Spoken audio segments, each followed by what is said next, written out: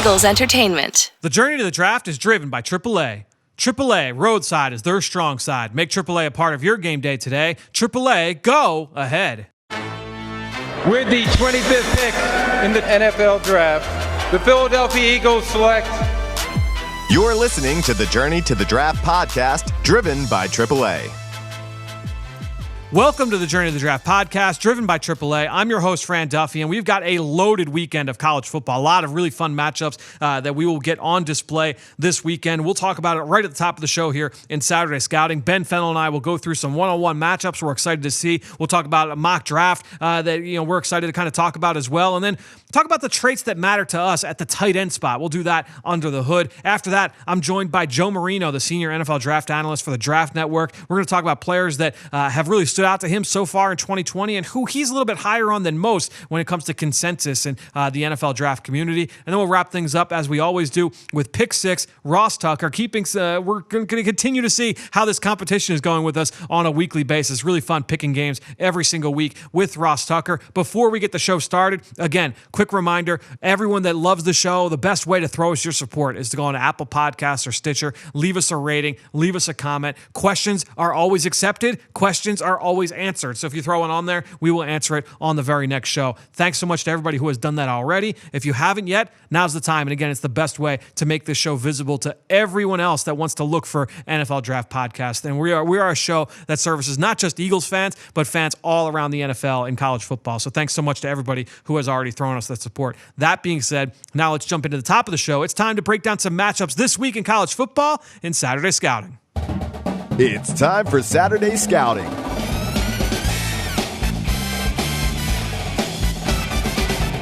Well, back again for another week of Saturday Scouting is my friend Ben Fennell. Ben, let's get things going here with Draft Buzz and a couple of newsworthy items here over the last couple of days. And I'll just kind of buzz through them first, and I'll see which ones you feel are best to talk about.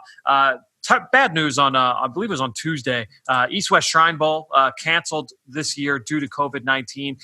I guess it's not a huge surprise. Obviously, with everything going on, we're a couple months away from that All-Star Game circuit. Remember, we had Jim Nagy on from the Senior Bowl a few weeks ago now, early September, and his plans at that point was that there would still be a game. We'll continue to watch and monitor to see how this affects the rest of the All-Star Game circuit. But our yearly trek down to St. Petersburg postponed a year, as we will hopefully be back down there in January of 2022. Next up, Trevor Lawrence from Clemson, the quarterback, perceived number 1 overall pick. Said, look, my mindset has been that I'm going to move on after this year, but who knows? There's a lot of things that could happen. So certainly leaving the door open there.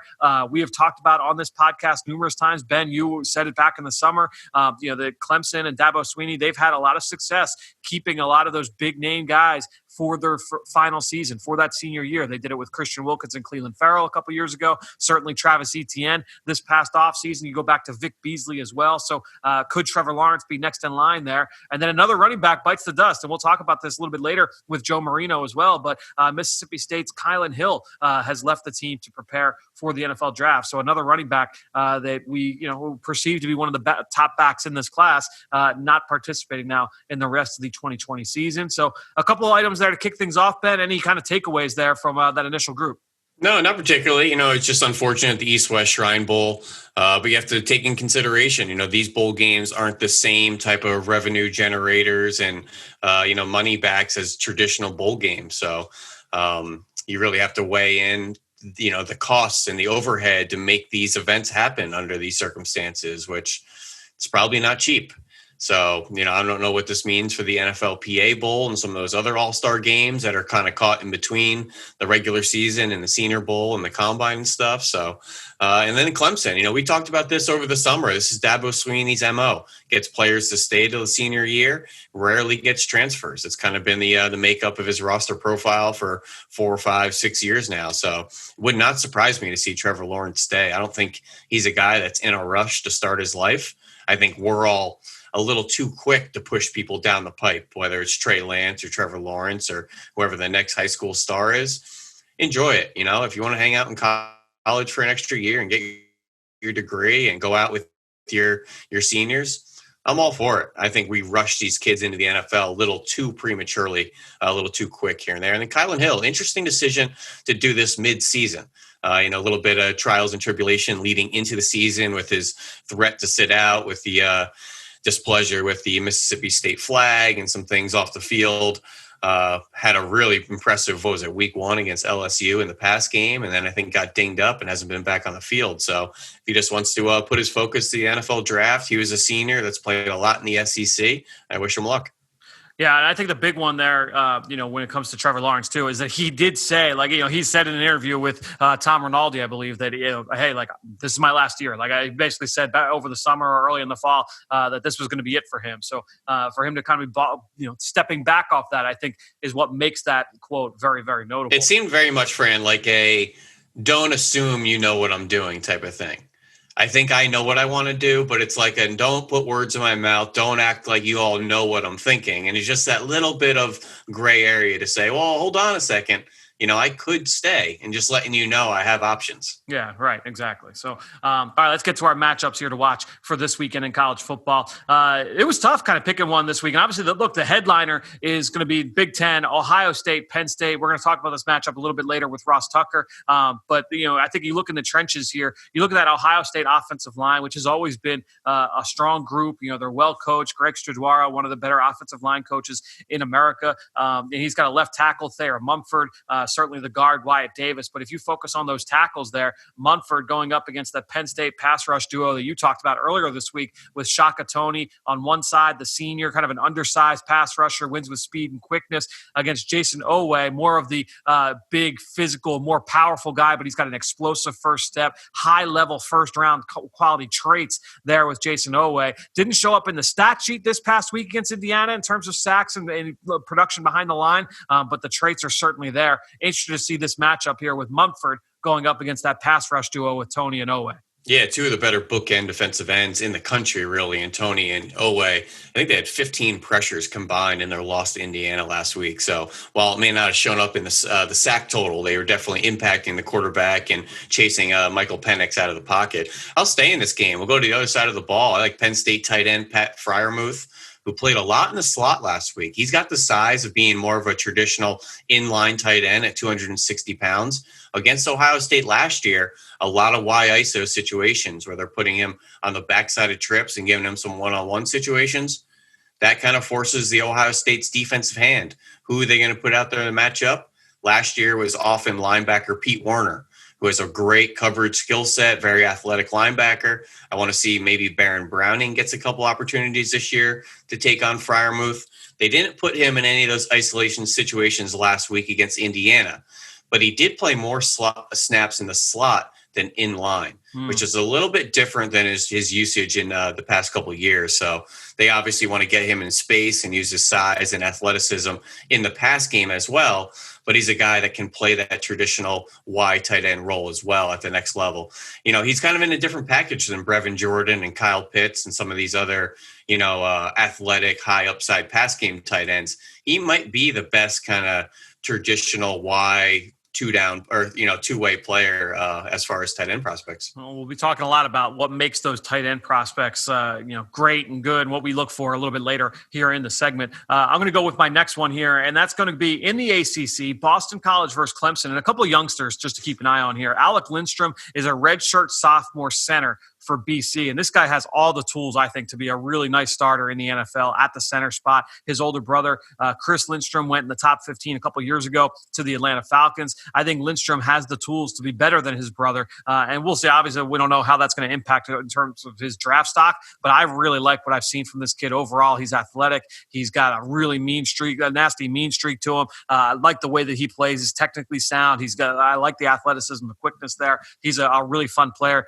to study on film. Going up against Clemson true sophomore defensive tackle Tyler Davis, who this kid was so disruptive, showed up as a man amongst boys last year as a true freshman for that Clemson defense. Remember all the turnover they had with guys going to the NFL a year ago. So he showed up, got immediate playing time, and made his presence felt. I believe he was second team all conference, but this guy won in a number of different ways, from the inside as a one technique, as a three, playing up over the center as a zero as well, and sub package. I look at Tyler Davis as a guy certainly to keep an eye on for the future, but in this game against Alec Lindstrom, one of the more fun one-on-one matchups in that game against BC. I think Boston College's offense gives Clemson's defense some trouble this week. And this might be a coming out party for Phil Jurevich, the quarterback at Boston College. I think he's going to put up some highlights against this Clemson defense and push his name into a national conversation. This is a really good-looking quarterback. He's 6'5", 225, junior. He's a Notre Dame transfer.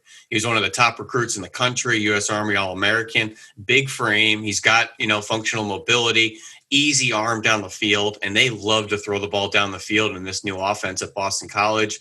Zay Flowers, I think is his name, is the speedy down the field threat. This is not the same Boston College offense that Clemson's seen the past couple of years. It's no longer the who's a guy who went to Colorado State, Adazio type of, bleed you dry 50 times a game in the run game. This is a team that's going to take some shots. So Clemson better be ready to run, especially out on the outside. But I'll stay there in the trenches with you. Kentucky offensive line, super underrated. We talk about them, I feel like week to week here, just to give them some love. But I want to see center Drake Jackson go against big Jordan Davis at Georgia. It's going to be a really good battle. This is kind of my litmus test for Drake Jackson to say, hey, are you a day 2 player in the NFL draft, handling a big 330-pound nose tackle like Jordan Davis? Or are you maybe just that day 3, reserve depth piece for an offensive line? He's really shown me some good play. They ran all over Tennessee 2 weeks ago or last week.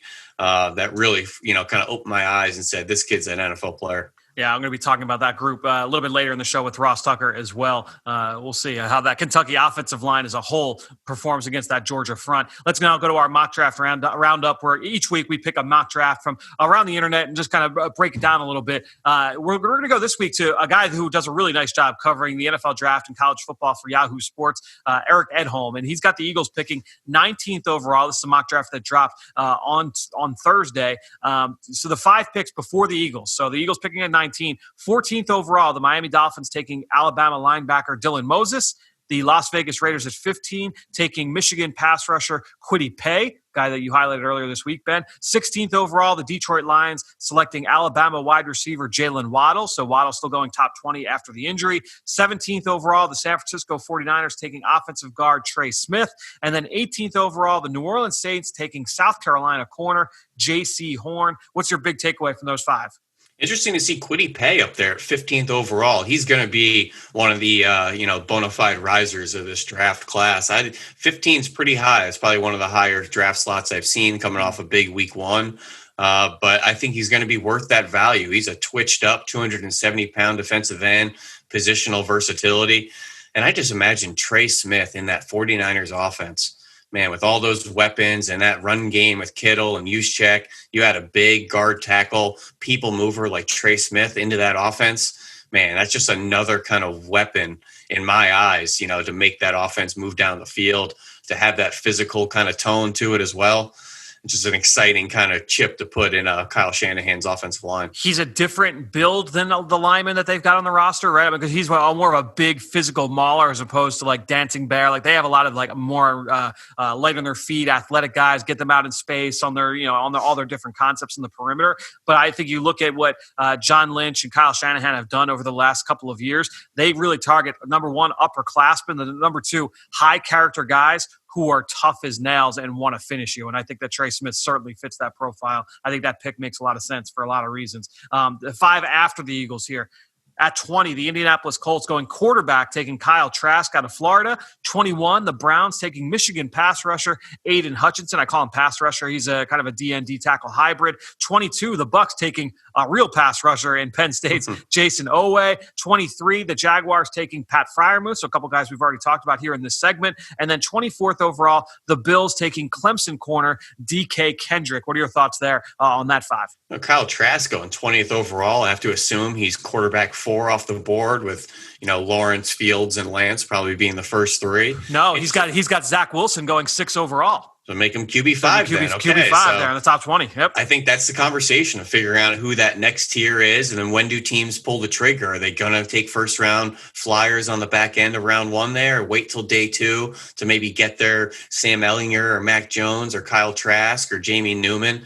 Those guys are all kind of lumped together here, but to see the Colts go after a Kyle Trask style player, they have to start looking to the future of the quarterback position. They have Phillip Rivers, who's really just a veteran stopgap to take a competitive team and roster it and try to make a Super Bowl run. But if they put a good quarterback in that team, they're going to be a competitive team and a competitive roster for the next 5-10 years with Frank Reich and that really good defense. And then a couple of Big Ten guys there. Hutchinson's another guy that didn't get a whole lot of production in his first couple of years at Michigan, but without Josh Uche there and Winovich and Rashawn Gary off to the NFL, it's kind of his and Kwity Paye's time to start churning up the sack total. So I could see him definitely being a riser as well. How do you feel about the DK Kendrick fit in Buffalo? Because I have not done DK Kendrick. You have done the deep dive on him over the summer. From what I understand, he is more of a pure man-to-man corner, get him out on the outside and let him do work, one-on-one, as opposed to playing within the construct of a cover 4 discipline scheme. In terms that's Sean McDermott out coverage. There in Buffalo. Yeah, a lot of zone coverages kind of coming from the Carolina days before that. Yeah, DK is a really raw corner, converting from that receiver position last year in camp, but he's an athletic kid. He kind of just say, hey, go guard that receiver, turn and run, carry him down the field, figure it out. Last year, it seemed like he was really just kind of going out there and just making it work.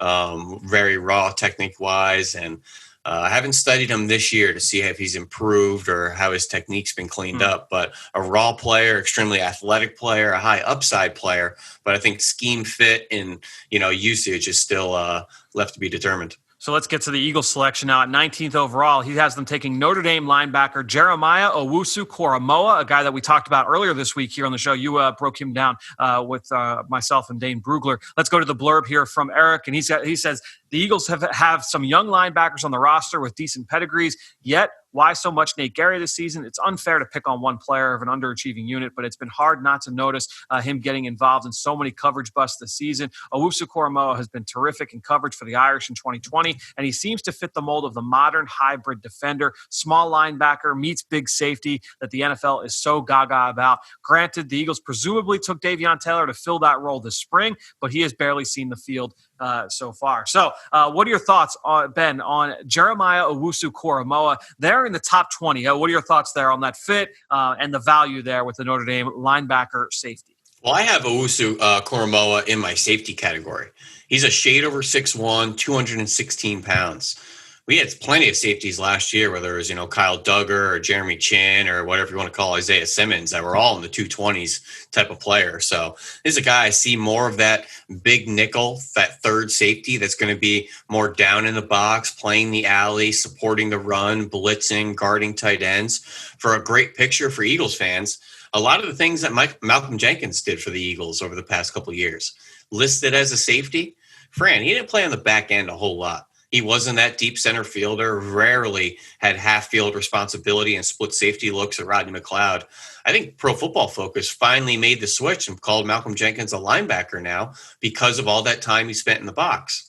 But these players, there's a fit for him in the NFL. Call him a safety, call him a linebacker, call him a halfway player, call him a sub-package linebacker, whatever you want.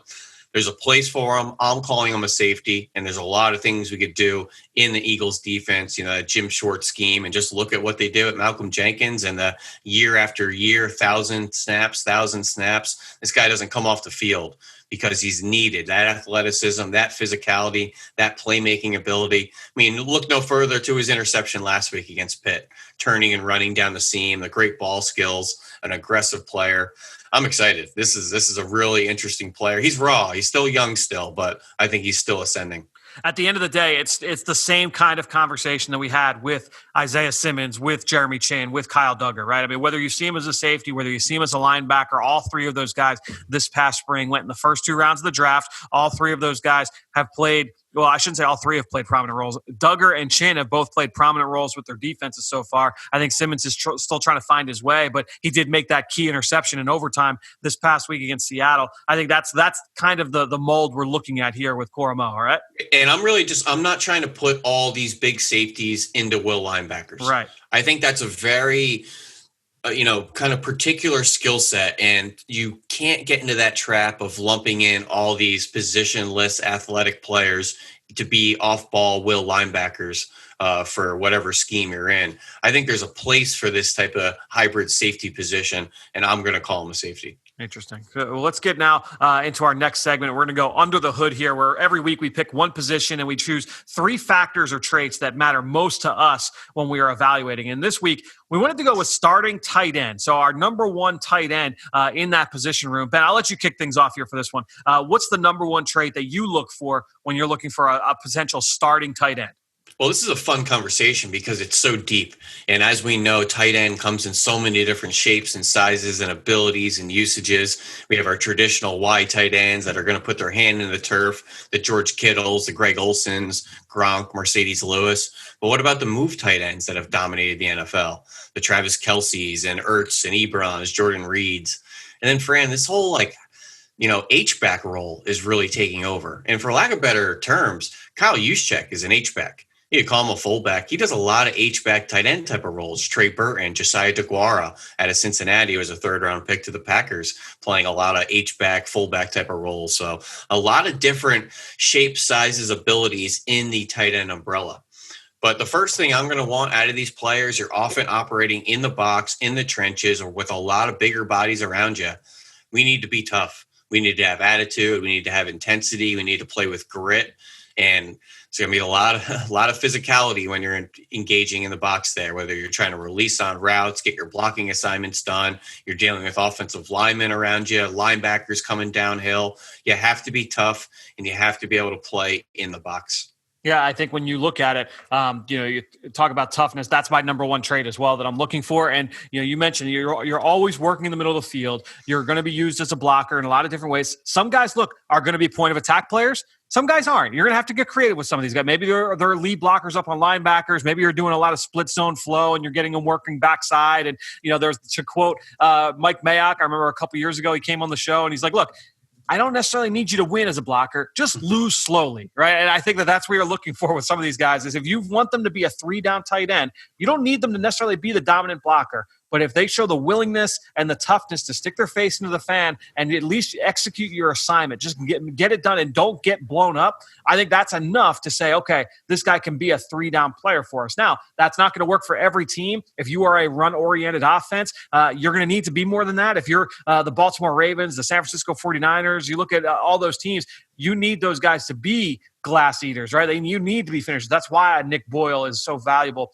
to the Baltimore Ravens, even though he's not a top-flight pass catcher and you would never rank him amongst one of the best tight ends in the NFL. He is so important and so valuable to what they do because of how they operate offensively. You can't love this is what Lamar Jackson does and all the other elements that he brings to the offense without having pieces like that being pivotal parts of the offense. But that being said, toughness, no matter what, is something I'm absolutely looking for all the reasons you said. Working in traffic as a pass catcher, working as a blocker at the point of attack, you're always going to be dealing with bodies around you. Toughness, for sure, the top of the list for a 3-down tight end in my book.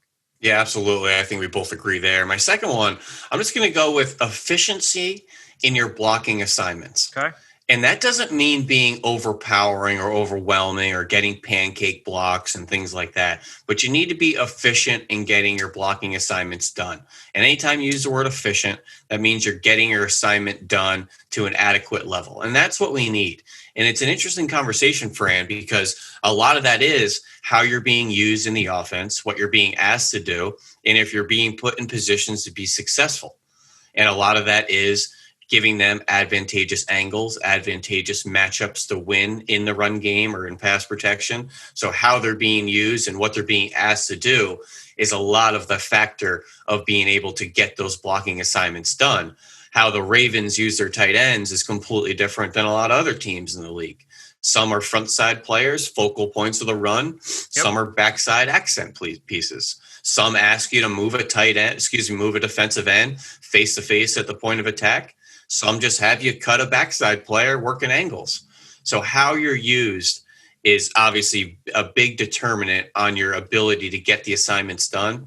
But what I need you to do is to be efficient in getting those assignments accomplished, whatever you're asked to do, which obviously it's a deeper conversation because, different tight ends are asked to do different things in different schemes. But at the end of the day, complete your blocking assignment efficiently. So for me, my next one is going to be ball skills. And I think ultimately when you look at the position in today's game, the pass game obviously is always going to come first for the majority of NFL teams. And I don't need you as a starting tight end to run 4.4 and, be this explosive weapon down the seam or be an athletic mismatch. But I do need you to catch the ball. I do need you to be comfortable at the catch point. It can't be a chore for you to catch the football. And I think when you look at a guy's ability to play the ball in the air, and part of this does go with the toughness aspect of working in traffic, but I need you to be able to be consistent, confident, be able to, just be really reliable overall catching the ball. I need those guys, you talk about a tight end being a quarterback's best friend. You can't be that if you're going to not be reliable at the catch point. So to me, overall hands, ball skills, all of that, under that umbrella for a tight end, I need that for that position if you're going to be a 3-down player for me in my offense. Yeah, you're reading right off my page here. That was my third: hands, ball skills, hand-eye coordination, agility. But I'll take it one step further and just going into balance. In the tight end position, whether you're blocking assignment balance or even just the simple aspect of dealing with contact in executing your route and releasing. You're getting bumped by defensive ends, bumped on your releases more by linebackers, dealing with traffic over the middle of the field, much more often dealing with confined spaces and making those catches and trying to get yourself open. A lot of that, you have to have excellent balance. And I think having that lower body strength is obviously a key to the balance. But if you get jarred off your route, jarred off the line of scrimmage, you can't deal with the contact and the physicality of just playing the tight end position. A lot of that comes back to your inability to be a balanced player in handling contact. My third one is mental processing, which we don't necessarily talk about all the time at the tight end spot. But I think of Zack Ertz, right? And to me, why has Zack Ertz been so good for as long as he's been good? He was drafted in 2013. He's had 7 really good years in the NFL so far. And I think when you look at him, is it because he's this big, powerful athlete? He's explosive down the seam, no? He's never been the fastest tight end in the division. He's never been the biggest, most powerful guy lining up in line. That's not his bag.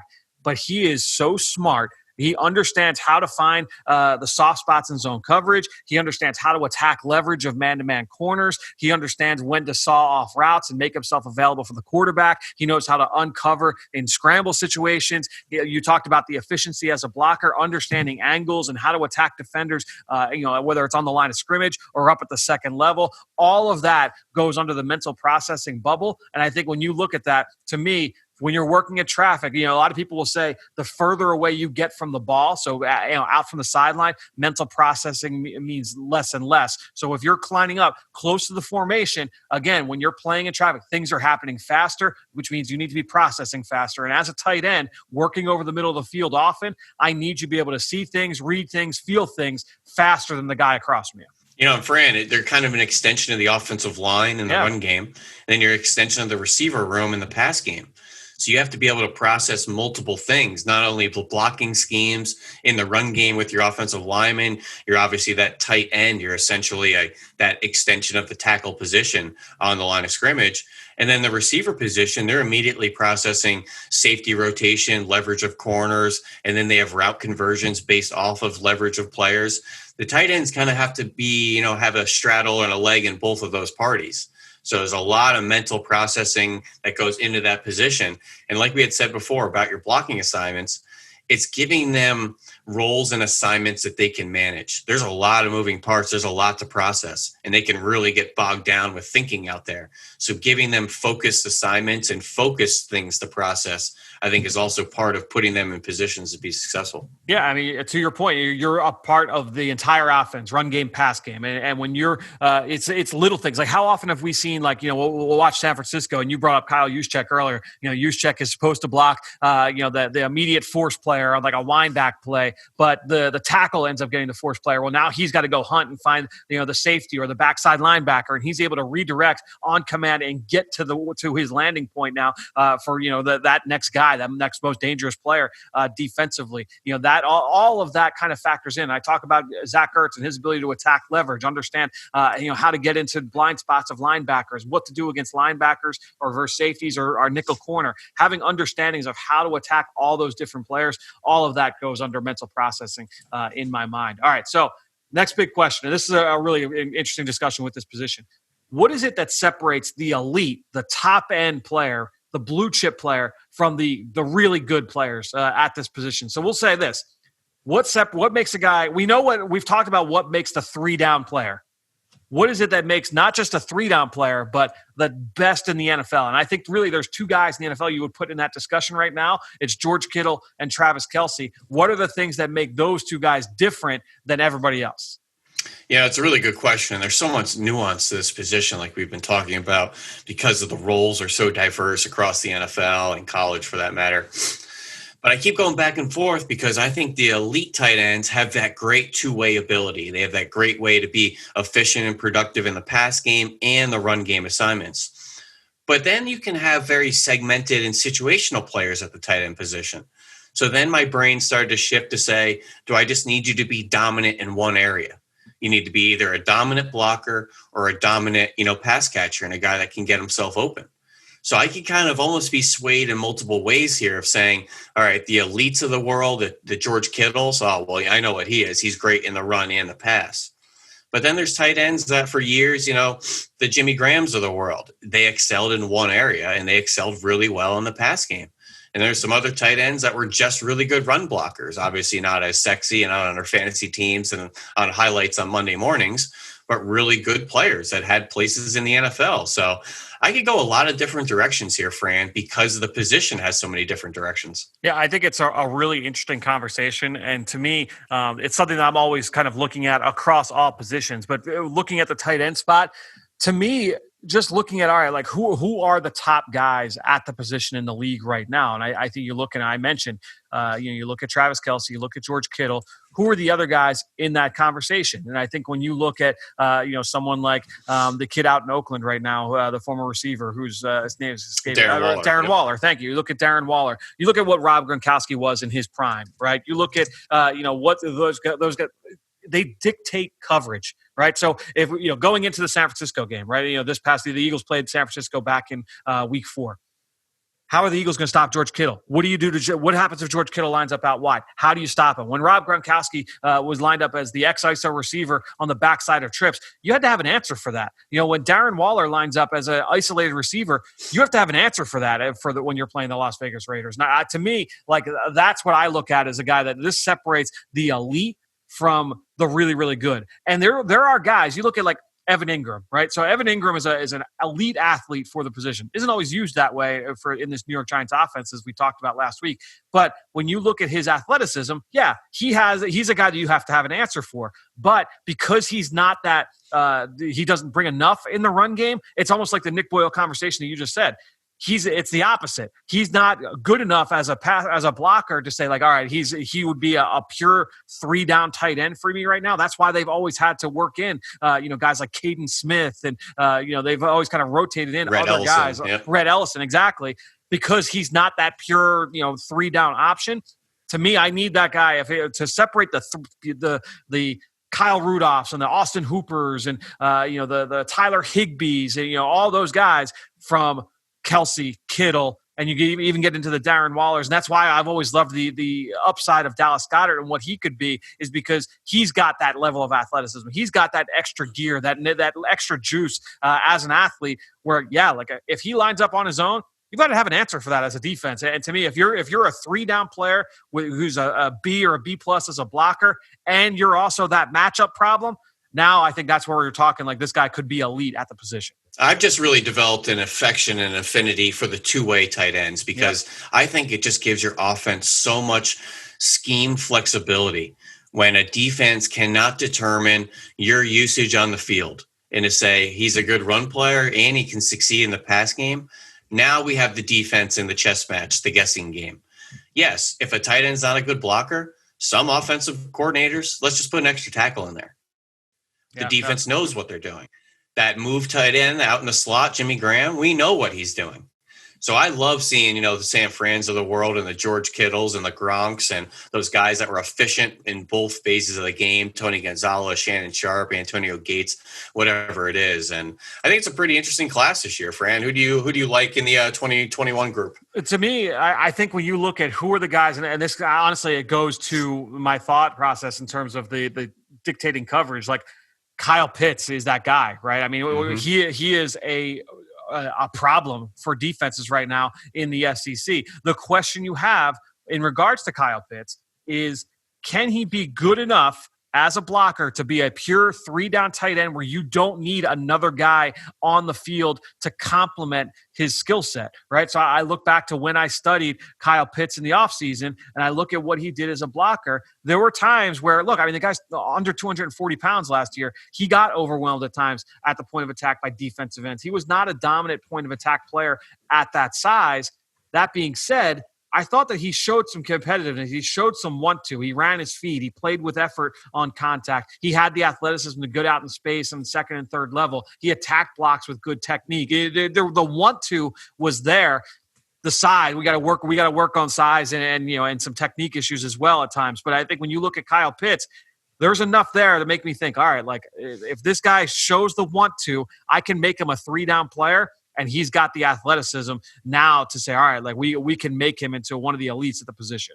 I have him in my oversized receiver category. So he fits the profile to me of a Darren Waller or a Tyler Eifert. So the more traditional wide tight ends in this group, Pat Freiermuth, like we talked earlier from Penn State, a guy that I don't think is getting nearly enough love, Hunter Long up there at Boston College. Want to see him battle Clemson this week. But the interesting ones are those H-back roles, where you're going to kind of move them around. You're in that wing position. You can move them out in the slot. I love Brevin Jordan down there at Miami, who reminds me a lot of Evan Ingram, 6'3", 245, kind of a shorter profile, but a rocked up core that actually blocks decent, good yards after catch.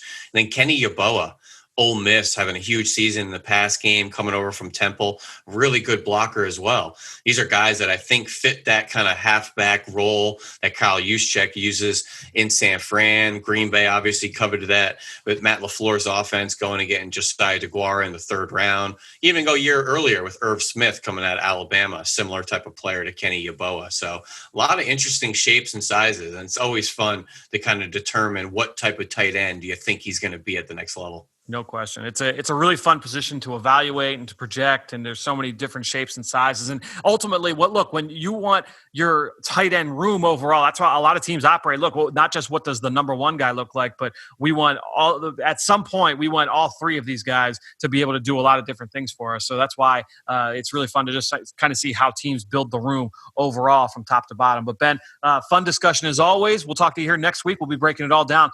You, myself, and Dane Brugler. We'll see what happens here this week in college football. Until then, we'll talk to you next week. It's time for Mr. Relevant.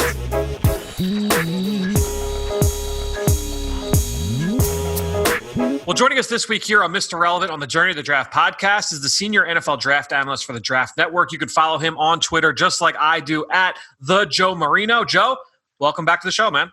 Yeah, thanks for having me back, Fran. Always a pleasure talking ball with you. No question. So let's get into it now. We're a few weeks now, more than a few weeks. We're like 8 or 9 weeks into college football. I want to know players that have caught your eye. Who's someone that, maybe you did work on him over the summer or in the off season, and you saw early on, and you're like, man, like I got to do more work, or you went in complete blank slate and you're watching on a Saturday and they're like, oh man, like I got to dig into this guy's film ASAP. I think the answer to this for me is definitely this North Carolina pair of running backs, Michael Carter and Javonte Williams. I watched them both over the summer, and I thought they were good pieces. Kind of complemented what Sam Howell, the quarterback, was doing there, pushing the ball down the field. Obviously good receivers there, and Diami Brown and Daz Newsome. And I didn't anticipate them taking this much of a step. I thought they were rosterable NFL backs, but now that we're kind of like 5 games into the season and you're seeing these guys produce, they've been unbelievable. I mean, both have over 500 yards rushing. They're both averaging over 7 yards a carry. I mean, Javonte Williams, 10 rushing touchdowns. They're producing in the passing game. They're making guys miss. They're super decisive with their decision-making. They both have good foot fire and contact balance. I mean, they're looking like good backs. And Fran, when I think about this running back class as we are in the early stages of evaluating it, it doesn't look so hot to me. I think we just updated our rankings at TDN, and we only have 4 running backs in our top 100. And now, obviously, Journey Brown's situation has certainly caused some worry and clouded that situation a bit. Also, Kylan Hill from Mississippi State, his situation brings some doubt to the table. And so we're looking for some of these running backs to kind of climb and make their way into this top 100 conversation. And two guys that I thought were fine prospects going into the year are really making noise here as part of being the catalyst for this North Carolina offense, not just Sam Howell and the receivers anymore. It's these two backs. I think it's the best duo of running backs in the nation. And they're guys that I can't wait to watch the rest of the way here and see how high they can climb the draft board. Dude, I was thinking about the running back position as a whole earlier this week, right? Because after the Kylan Hill news came out, I'm like, all right, well, so you factor his name out. You look at Kenny Gainwell, he opted out back in the summer. Journey Brown out for the year, obviously, with his medical condition. Puka Williams, he opted out a couple weeks ago. So you're looking at this running back board, and you're like, all right, you've got the three big names in Chuba Hubbard, Najee Harris, Travis Etienne. You've got those three. Who are the guys that can grow up a little bit? Kennedy Brooks from Oklahoma, another name, right, that we were all kind of banging the drum for in the summer. But now you say, all right, who are the guys that – and I feel like that UNC trio or duo, and then you look at Khalil Herbert from Virginia Tech. Those are the guys I feel like have really helped themselves. Larry Roundtree has done some nice things as well from Mizzou. But I think when you look at those two guys in North Carolina, I'm very excited. I have not done the work on them that you have, but I'm excited to kind of dig in. Let me just ask you a quick question on those two. Who do you think has the higher ceiling when it comes to NFL projection? Oh, it's so tough. I think Williams is more my style of back. He's one of those. I like backs that are a little bit short and a little bit stocky. So he's 5'10", 220. So he's like speaking my language, and it's the contact balance and how he addresses contact that has me really excited. I think actually he forced 17 missed tackles last week against NC State. I mean, just a crazy amount. So he gives you some elusiveness to go with that size and that contact balance. So I tend to have a bias towards him because stylistically he's more my type of back, but that's no slight on Michael Carter, who might be a little bit more explosive and has a little bit more upside potentially in the passing game. Have you done the deep dive on Herbert yet from Virginia Tech? No, not yet. So I went into this year with Blackshear, the Rutgers transfer, kind of being the Virginia Tech back that I've been most interested in, but Herbert's been the guy producing, and I need to do more work on him before I can comment. But I mean, he's definitely taken a commanding role there in that backfield. He's your jam too, man. If you like the short, stocky, like make you miss, you run through first contact, contact balance. That is Khalil Herbert to a T. I'm glad we're talking a lot about ACC guys, and that was to be expected from me because I know when the Draft Network first created, you were tabbed as the ACC aficionado, and one guy I actually saw you tweet about recently was Miami safety Bubba Bolden. Now, we have yet to talk about him here on the show, but he is a prospect who really has flashed whenever I've watched the Miami Hurricanes this year. I'm interested to kind of get your feel on Bolden and how you feel that he translates to the NFL.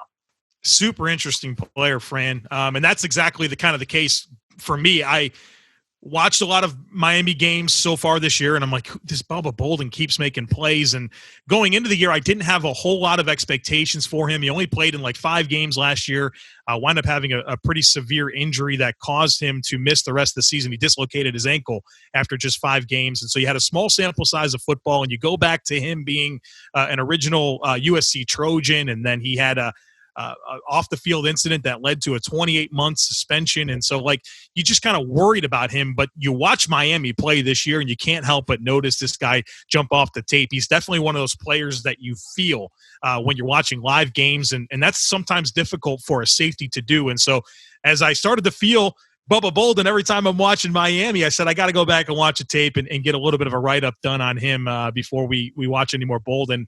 I was really impressed with the player that I saw, 6'3", 200 pounds, a guy that has really good size, obviously, but he's a really good athlete as well. You see him, he's pretty loose, he's fluid, he's got a quick trigger, he attacks downhill with some intent. You love him as a tone setter in terms of being physical. I think he's really consistent in zone coverage. And he's versatile. He's a guy that you can play in deep zones. You can play him down in the box. You can play him in the overhang, and he could do a bunch of different things for you.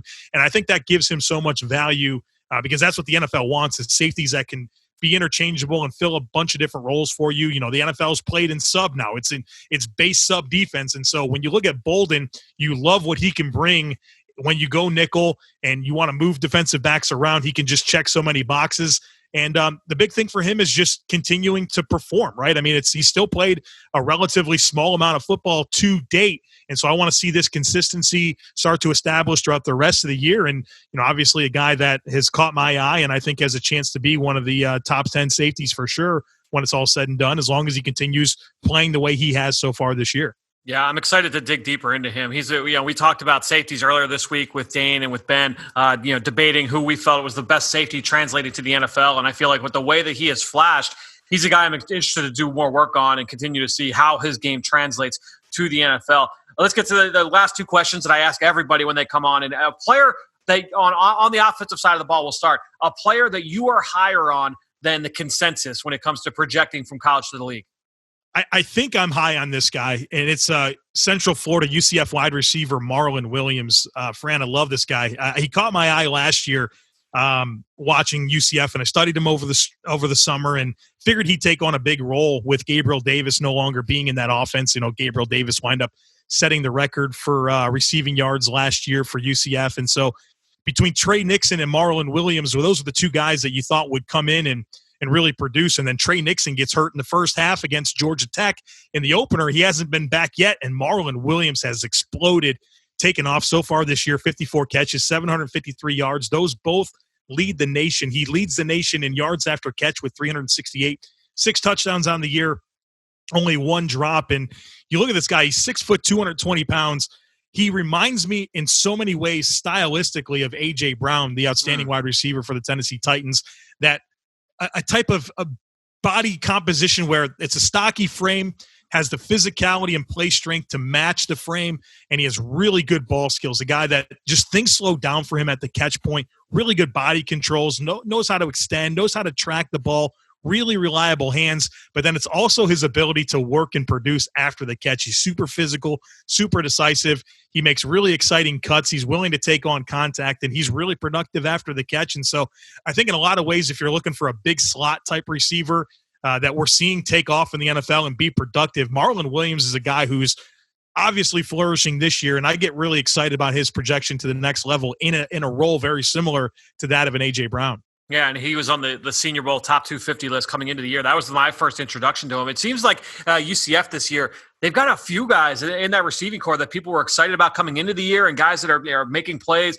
We've talked about some of the underclassmen on that roster as well at the receiver position, so I'm excited to dig deeper into Marlon Williams. Same question for you. We'll let you go. But on the defensive side, who's a guy that you are higher on than the consensus on defense? This might be a new name for you, but I can't shake this guy. It's Amari Gainer. He's a linebacker from Florida State. And I watched him over the summer, and you just saw a really exciting physical package. 6'3", 230 pounds, got great length. You just noticed the frame. I mean, he just looks like a really gifted player. I mean, he's rocked up for sure. And you watch him play, he's super athletic. He's loose. He's physical. They played him a lot on the edge last year for the Florida State defense, and I think a lot of guys for the Seminoles last year were played out of place. This year he's getting a chance to play more in the overhang, more truly off the ball, still getting some chances to rush and shoot gaps a little bit. But this Florida State defense is very talented, but it's not performing well. And I think that they're still trying to, onboard this new system and get everything going. But they have talented players. And Amari Gainer is a guy that just pops for me every time I watch Florida State. I just think he can do a lot. And I think he's got an ideal frame. He's really athletic. He's super physical. And I think there's just so much untapped potential. And again, kind of going back to what I was talking about with Bubba Bolden, you think about how wide open the game is today and, needing guys that can fill multiple roles and can play sideline to sideline and can pedal and still play downhill and be physical. I mean, I think Gainer gives you that. I don't think he has a lot of buzz, and he plays on a bad defense. But this is a guy that has a lot of really exciting physical skill that I think is there's a lot of untapped potential when it comes to Gainer, and hopefully more people will start to see him and there'll be some buzz because I think he can play. You're right. He was not on my list, so I'm excited to add him in there and see if I can dig deeper into his film moving forward. Joe, thanks so much, man, for joining us once again here on the Journey to the Draft podcast, driven by AAA. Stay safe, stay healthy. We'll talk to you again soon, my man. Thanks, Fran. Appreciate you having me. Before we keep going with this episode, it's really important to me that I talk about voting. Now, no matter when you're listening to this, we are under a week away from Election Day on November 3rd. And I've talked about mail-in voting in the past and everything you need to know to get that done safely and efficiently. Now let's talk about in-person voting next week. Now, the first thing is that more so than any other year, you need to confirm your polling place, and you can do that by just visiting gettothepolls.com. If you voted back in the spring during primaries, you may remember that a lot of polling polling places got consolidated because of COVID-19 precautions. So that will likely be the case in a lot of areas. So just to be sure, make sure you know where your polling place is. And honestly, I know this is the case for me in my district. My polling place got moved in the spring, but it's back to my normal place now. So you just want to make sure that you know where you're going to be going next Tuesday on November 3rd. So make sure you can go, again, you can go do that at gettothepolls.com. You don't know what crowds are going to look like when you get out there. So the second part of this, make sure you give yourself plenty of time. Give yourself a little bit extra time than you think you need, than what you normally need on any other election.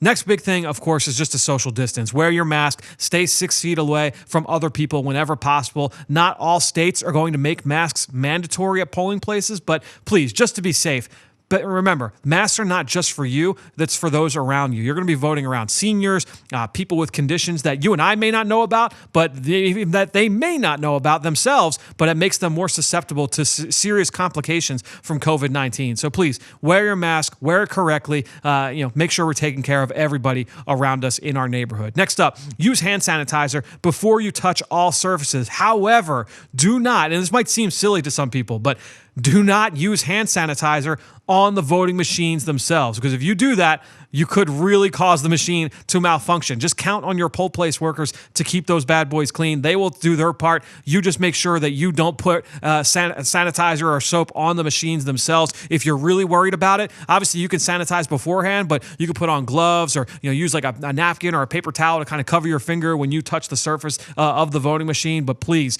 do not put anything on the machine itself. That will avoid any complications for that and prevent other people from voting. So please don't do that. Remember, look, everybody just be safe. 100 million people, eligible voters, 100 million people did not participate in the general election 4 years ago. Do what you can to help lower that number. It is all of our civic duty to make sure that all of our voices are heard. Get out and vote on November 3rd.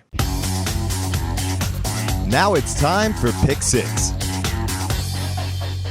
All right, well, back for another segment here on Pick Six on the Journey to the Draft podcast, driven by AAA, my friend Ross Tucker. Ross, you picked up a game on me last week, man. You picked Louisville. I took Florida State. That was the only one that went the opposite way in terms of trying to gain ground on me. So you're now 2 games out.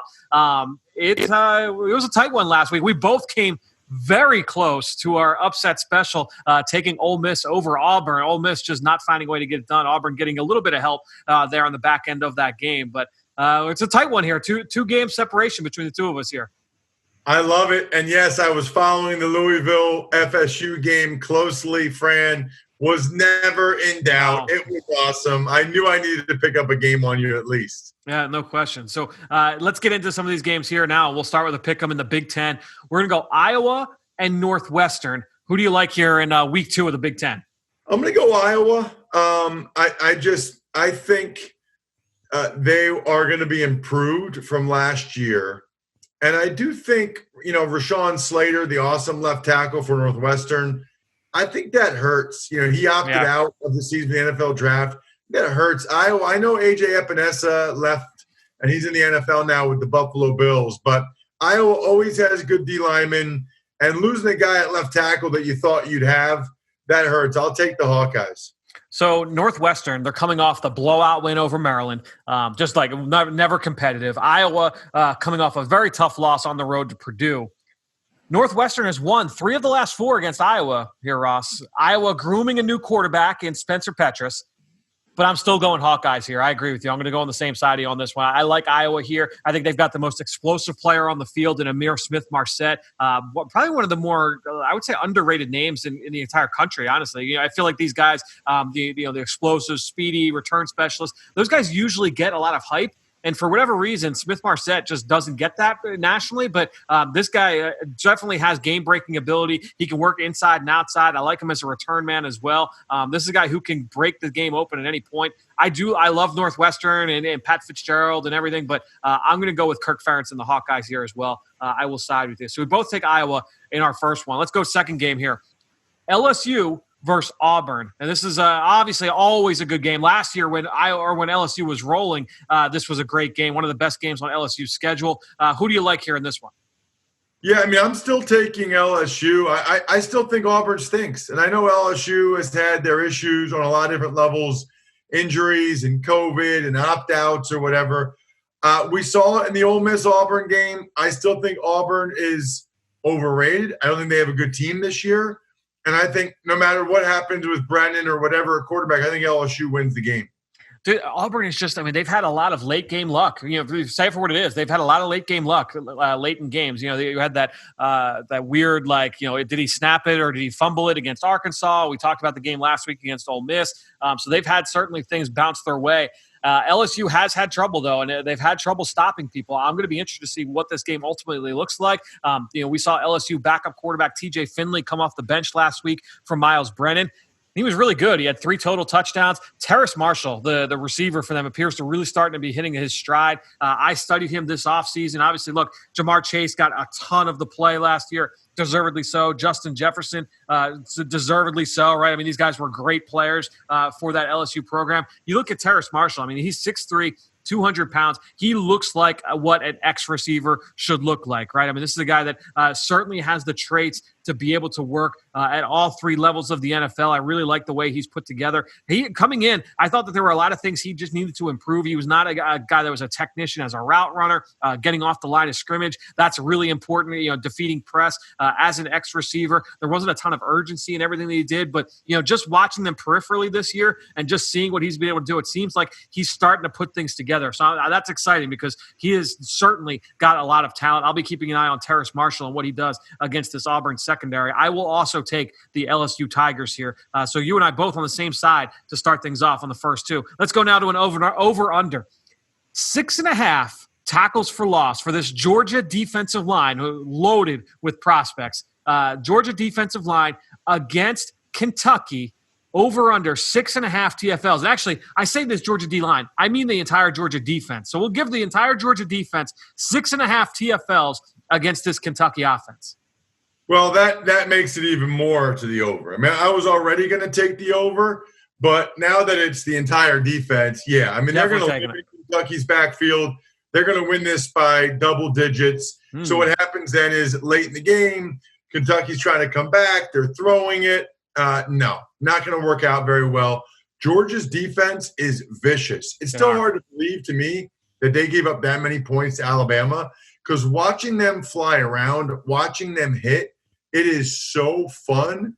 I will take Georgia and the over 6.5 TFLs. So I'm going to go opposite from you here. I'm going to go under. And I think when you look at that offensive line with Kentucky, it's a group that Ben talks about almost every week here on the show. I think this is a group that really gets after you in the run game. Even though they lost Logan Stenberg last year, I like this Kentucky offensive line. It's not – I don't expect they're going to come in and dismantle Georgia. The Bulldogs are going to win this game. But in terms of the TFLs in the run game, Kentucky, one of the best rushing teams in the country. And Georgia, despite that front – they've never had more than 6 in a game this year, and that's why I made that over-under at 6.5. I'm going to go with the under here and bet on that Kentucky offensive line and that group being able to generate more positive plays than negative plays. So that's our first swing bet here in this matchup. Let's go now to number 4. The bigger number. This was a fun one to do. Looking at this big matchup, Ohio State, Penn State. Total catches combined by Ohio State star receiver Chris Olave and Penn State star tight end Pat Freiermuth, or the margin of victory for the Buckeyes. So just to clarify for everybody at home, the total catches by Olave and Freiermuth combined, or the Ohio State margin of victory. This was an 11-point game last year. How do you view this matchup here? Do you like Olave and Freiermuth catches or the Buckeyes win total? You know, I'm going to go total catches because I just have some faith, Fran, that Penn State's going to be able to keep this game close. It's not a whiteout. Journey Brown's out for the year. Micah Parsons opted out. But coming off that loss especially, I just think Penn State knows what's at stake. I think they know this opportunity. I think they'll bounce back. I think they were playing much better in the second half of that Indiana game. And so I think it'll be a competitive game. Although I will say this, Olave's kind of uncertain injury status makes me a little bit nervous because I was thinking with Olave healthy that they'd have for sure, they'd at least have 10 catches. And I think Penn State keeps it within 10. But now that Olave's status is up in the air, that makes me a little bit more nervous about it.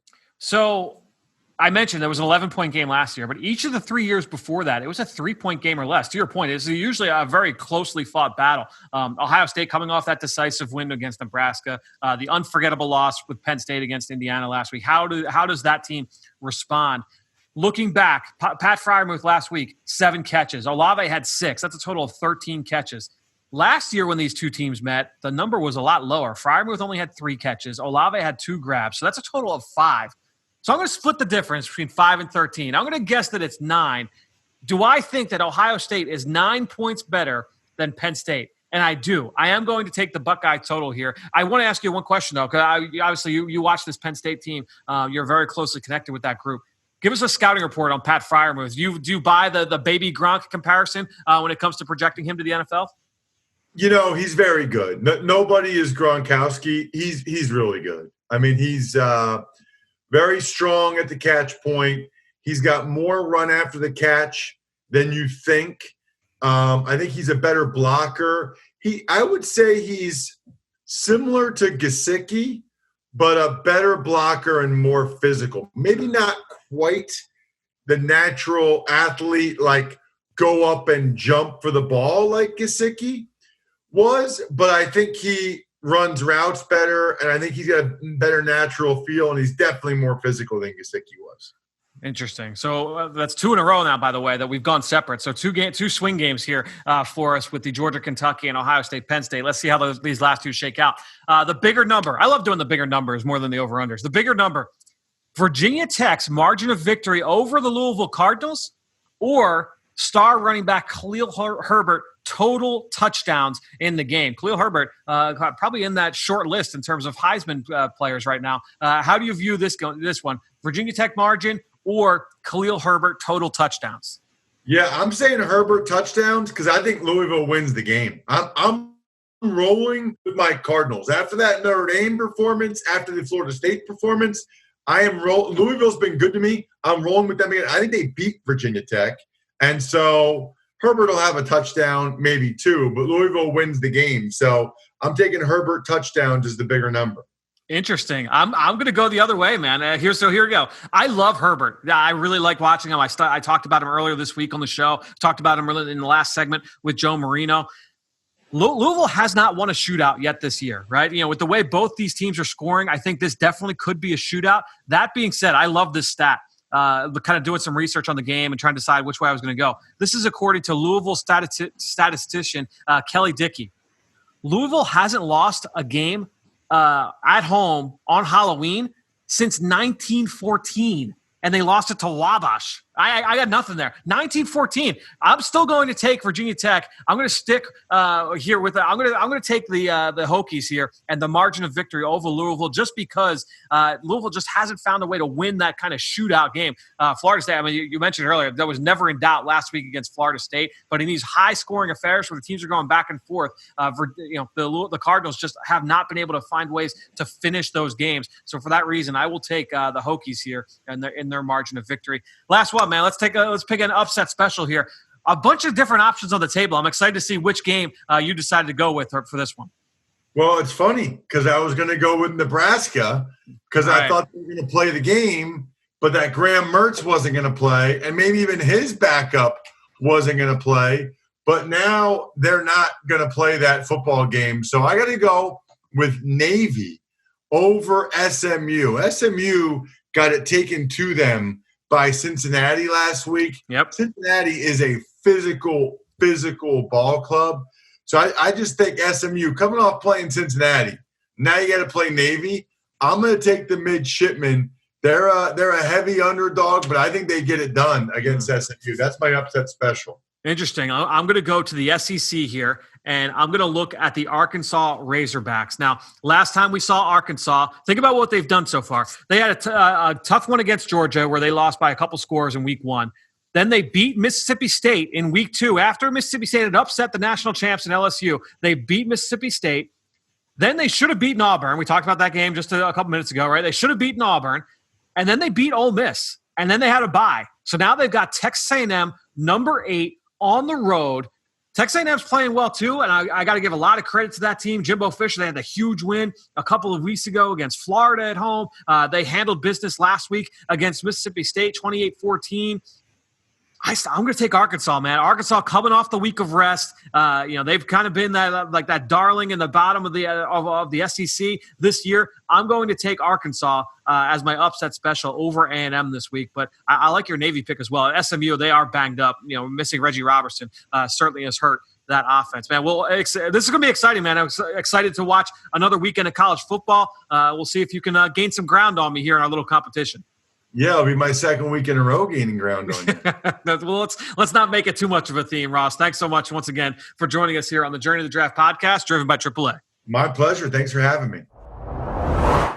Don't miss your chance to be in the stands at Lincoln Financial Field this season with an Eagles fan cutout. Put on your game day best and upload a photo of yourself so that you can still join us on game days. Fan cutouts printed by Rico are only $100, with net proceeds benefiting Eagles Autism Foundation. Your purchase will also waive the registration fee for the 2021 Eagles Autism Challenge event. Order yours at PhiladelphiaEagles.com/cutouts.